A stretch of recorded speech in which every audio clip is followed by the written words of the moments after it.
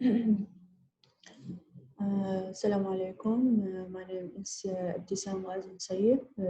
Today I'm going to talk about the prediction of peatland water table using KNN, supervised by Dr. Sharifa.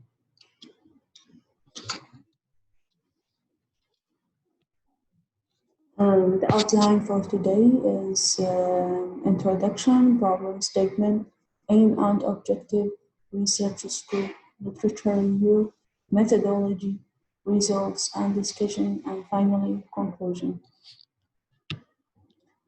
For the introduction, forest fires are considered as a major disaster across the world to damage forest resources, environment. So the term fire hazard is described as a phenomenon that can cause harm to the forest resources, humans, and the environmental due to the fire. Therefore, the prediction of forest fire danger is essential for the fire management and strategy planning of forest protection. So forest fire characteristic, terrain features, as well as the weather conditions are the main factors for the initiation and the spread of forest fires. So forest fires is an increasingly issue in Southeast Asia because it has several economic, environmental, and social effects. So peatlands retain high water table levels and humidity even during dry season. But when the forest ecosystem is distributed by a selective logging or deforestation, typically combined with drainage, peatlands become highly susceptible to fire due to the drier microclimate and rapid lowering of the water table level during the dry periods. So peatland distribution and peatland management have become major factors influencing Southeast Asia fire regions. So because of the increase in fire vulnerability, it is generally agreed that intensive forestry activities in and the clearance of the remaining peatland should be avoided if fire risk want to be reduced. However, for the already deforested peatland areas, there are, in theory, two possible opposing management direction to reduce the risk of fire episodes. One, peatland rehabilitation, including blocking of the drained canals. Second one, conversion to managed agriculture areas with presumably higher incentive for fire control. In managed areas, effectiveness of fire prevention, measures taken and capabilities to retain the highest possible water levels tolerated by the plantation species are seen as key features in the fire risk reduction. For our problem statement, in peatland, it is very important to measure the groundwater level since it's provided for natural barrier to defeat the forest fire. Moreover, low groundwater level during the dry season implies that the peat soil can be easily ignited by causing underwater fire, which is very hard to detect and put off. So because of this situation, it is very important that the peatland forest management include regular monitoring of the groundwater level, which is currently lacking. In our study area, which is located at the Raja Musa Forest Reserve, the groundwater level measurements are sampled weekly or every couple weeks by the GEC, which is the Global Environment Center. Then water pump is switched on to the float that the peat area with the water canals, so that leads to the sampling of the groundwater infrequently and different surface terrain. So this procedure is to mitigate the forest fires. So the measurement at different sites, so it shows the different measurement of the groundwater level. And therefore, it means to predict the groundwater level for all the sites for one area. So it would be more conventional for the study area. And so the prediction systems of the groundwater level should be accurate depending on location. So our research is based on data-driven approaches to machine learning, which is to provide simple and efficient water level prediction for peatlands to assist in forest fire management and control. So the two main problems that we should take care of is that the groundwater level measurements are sampled weekly or every several weeks by the GEC, and different sites provide different measurements of the groundwater level. For the aim and objectives, the main aim of this research is to design an accurate machine learning based framework to predict the groundwater level for peat swamp forest from environmental sensory data gathered from the weather station. So the specific objectives of this study are summarized as follows. Number one is to pre-process all the sensory data on daily basis. Second, to design an accurate machine learning approach to predict groundwater level on daily basis. Third, to evaluate the proposed model accuracy. For our research scope, it would be achieving two milestones, which are to develop an accurate machine learning groundwater level prediction system. Second one, to evaluate the performance of the developed system. For our literature review, we focused on the effect of the climate change on the peatland forest fires, and we focused on the groundwater level and its correlation to the peatland forest fires. Also, we talked about the theory of our proposed machine learning prediction models. So this table shows the summary of the section that we are talked about.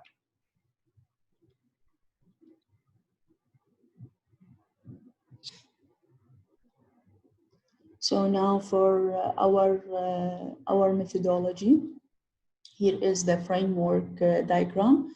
So it shows the framework of this study. So this research investigated simple and flexible effective prediction methods of accurate water level by using machine learning data driven models based on time series data. So in this section, types of machine learning, also prediction models used in this work, their probabilities, their procedure, the proposed approaches, and how we use these approaches to predict the groundwater level. will be described here. So our system is used to predict the groundwater level using machine learning model and make the prediction. As shown in figure, our data collected from our study region, which is located at the Raja Musa Forest Reserve, are analyzed, cleaned, and prepared for the data pre-processing. And then the model, which is KNN cross-validation, is trained. So with the training data set, with our proposed machine learning approaches, after that, the model is tested with the testing data set and evaluated the model's accuracy. Finally, the prediction of the groundwater level for each day is generated by using our proposed approaches with better accuracy.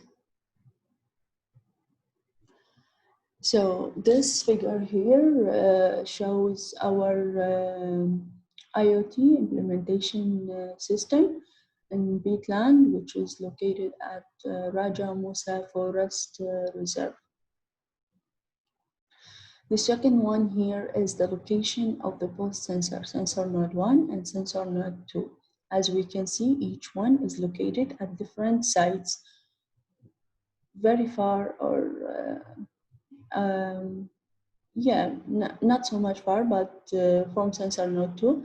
But this one shows that each sensor have its own reading, which is a problem for us. That's why we needed to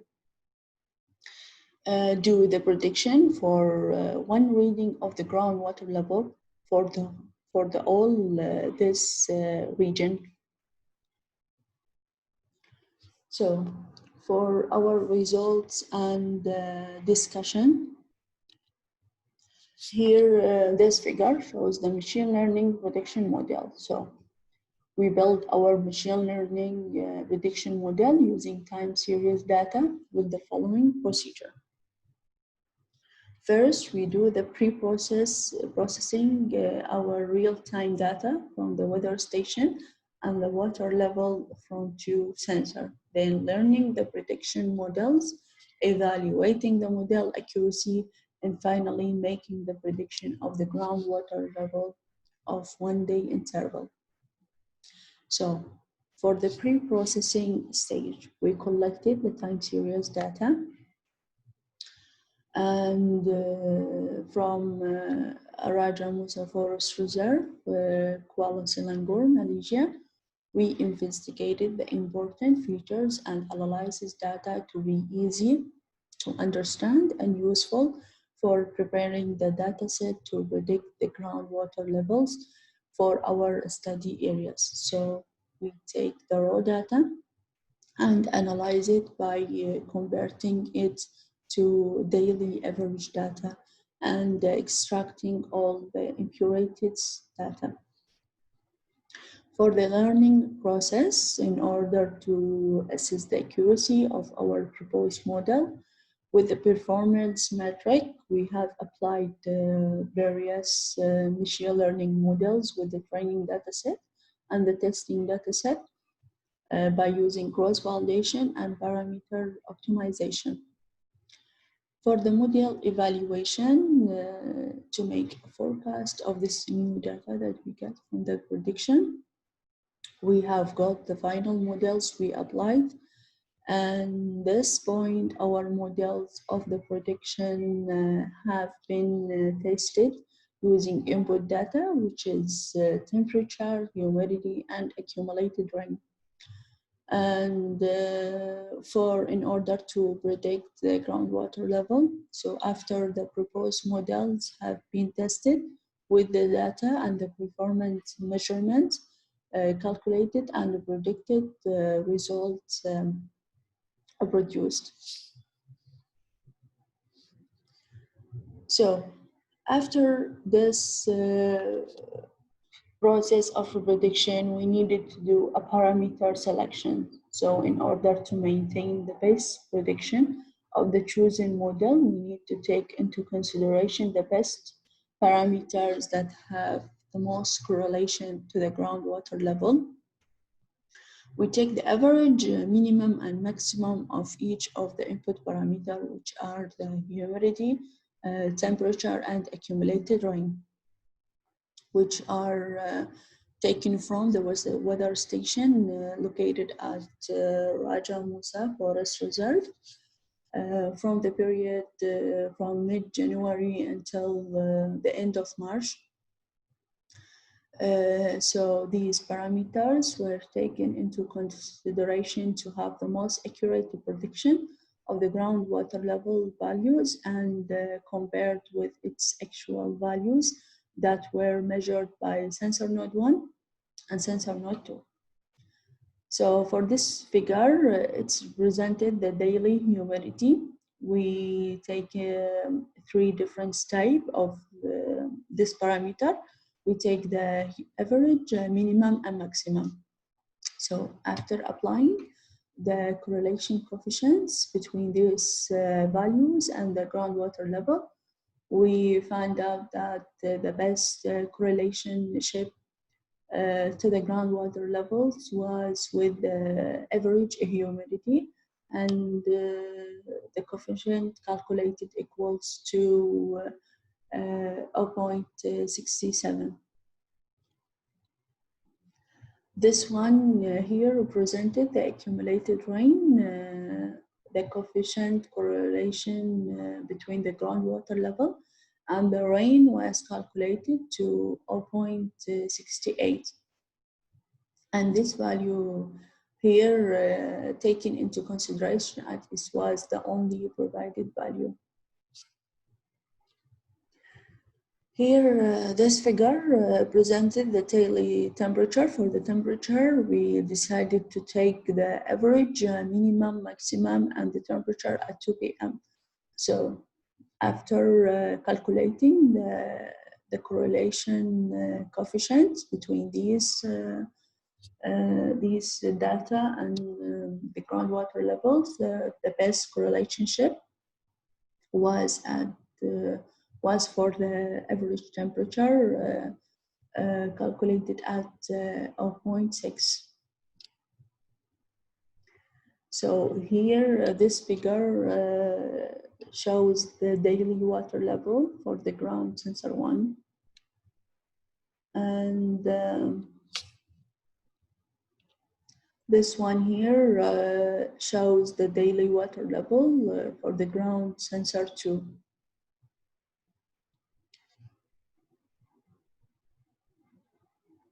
So for our prediction results, the experimental results of our training set and testing set, the testing set, we used about 75 data sampling.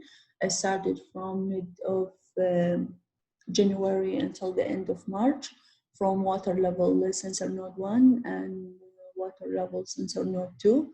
And we used 3 features from the weather station, which are humidity, temperature, and accumulated rain. So we make the prediction of the groundwater level. For the training data, we used sensor node 2, and for the testing data, we used sensor node 1. So the procedure is as following. First, we calculated the water level difference simply by taking reading for a day and then minus it from the previous one, and so on until the end of all reading. Second, we predicted the water level difference using KNN cross-validation model by using the features of the weather station data. So we take the most relevant features to the groundwater level. Third, we predicted the groundwater level by following this procedure. We take a reference day from the actual water level, then added it to the predicted water level difference. The final training and the testing result are described here. As we can see, this figure shows the predicted data for the water level difference after using our prediction model, which is KNN with the cross validation. The correlated coefficient of determination, which is the R square value, calculated as 0.94%. Here shows the groundwater level for sensor node 2, which is representing the training result.